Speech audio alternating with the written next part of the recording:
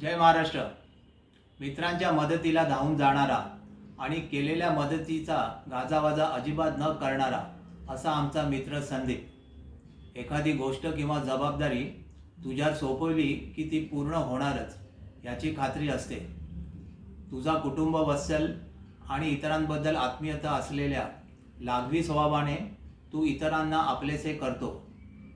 अजून एक गोष्ट नमूद करावीशी वाटते की तुम्ही उभयताने आपल्या आई वडिलांची केलेली प्रदीर्घ सेवा त्याबद्दल तुमचे करावे तेवढे कौतुक कमीच आहे. तुम्हाला 60व्या वाढदिवसाच्या मापणकर कुटुंबियांकडून हार्दिक शुभेच्छा.